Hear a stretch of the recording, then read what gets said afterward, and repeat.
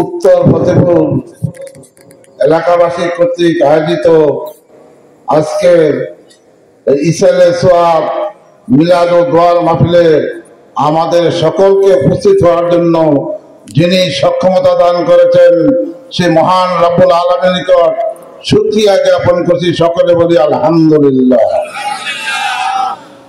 আজকে এই ওয়াজ মাহফিলের সম্মানিত সভাপতি উপস্থিত, কিছুক্ষণ আগে যিনি বয়ান করেছেন মুফতি মোহাম্মদ মুর্শিদ আলম সিরাজি এবং সারা বাংলা ভ্রমণকারী শাহ বদিউদ্দিন বাহার সহ আমার প্রিয় এলাকাবাসী সকলের প্রতি আমার সশ্রদ্ধ সালাম।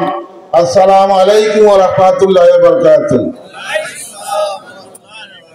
আজকে এই দোয়া এবং ওয়াজ মাহফিলের যারা আলোচক মহাদের সামনে আমি কিছু বলবো, সেই দক্ষতা যোগ্যতা অভিজ্ঞতা আমার নাই বললেই চলে, তবে কিছু বুঝি।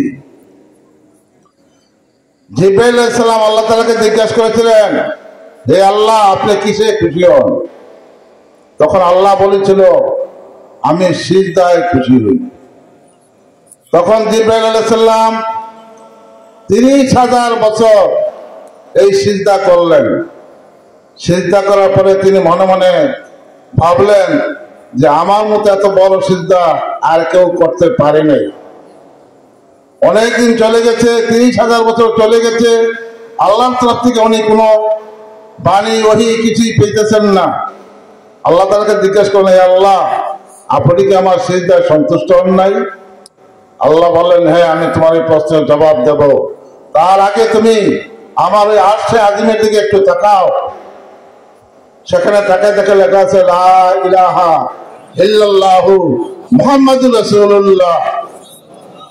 আল্লাহর কুদরতি নূর দিয়ে সেই লেখা কোথায়? সে আরশে আজিমে।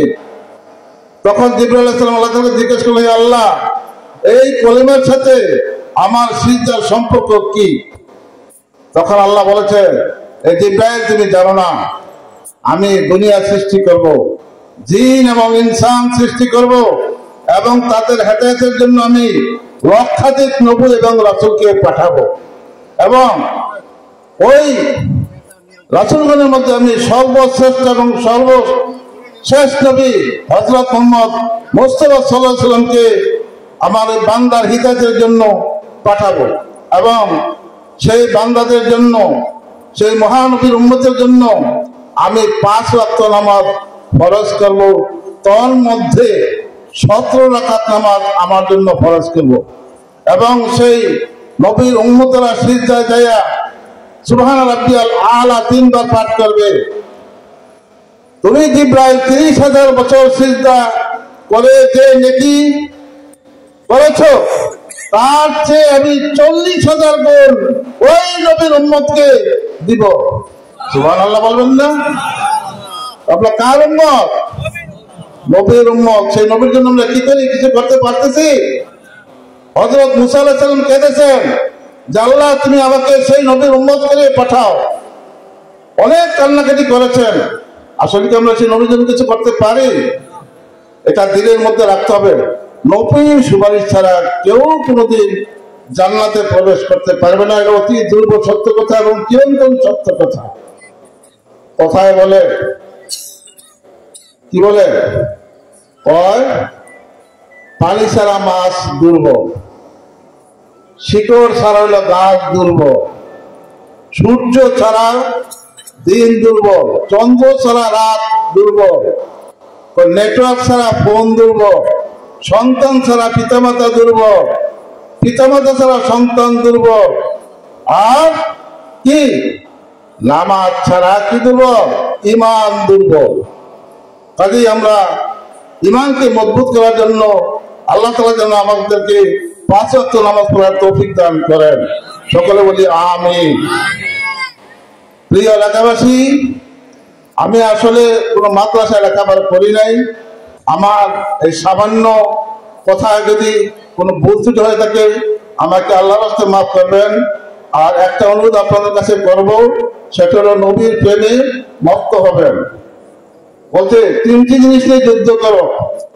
কি নিয়ে যুদ্ধ করতে গেছে? তিনটি জিনিস, ধর্ম, দেশ এবং জাতি। এই বাংলাদেশ আহলে সুন্নাতুল জামাত, আমি বিভিন্ন জায়গায় বলেছি, এই বাংলাদেশ আহলে সুন্নাতুল জামাতের জন্য আমি আমার প্রাণকে অনেক আগে উৎসর্গ করে দিয়েছি। আপনারা দোয়া করবেন আমি যেন এই পথে থেকে যা সেবা করতে পারি, আপনাদের পাশে থাকতে পারি। পরিশেষে আমাকে এখানে উপস্থিত হওয়ার জন্য যেনারা কি করেছেন, আমাকে এখানে উপস্থিত হওয়ার সুযোগ দিয়েছেন, তাদের সাথে আমি কৃতজ্ঞ এবং আন্তরিকভাবে তাদের কাছে আমি ধন্যবাদ জানিয়ে, মোবারক জানিয়ে, সকলের সুস্বাস্থ্য এবং দীর্ঘায়ু কামনা করে আমার সংক্ষিপ্ত আলোচনার ভুল ত্রুটি ক্ষমা চেয়ে আমি বিদায় নিচ্ছি। আসসালামু আলাইকুম ওয়া রাহমাতুল্লাহি ওয়া বারাকাতুহু।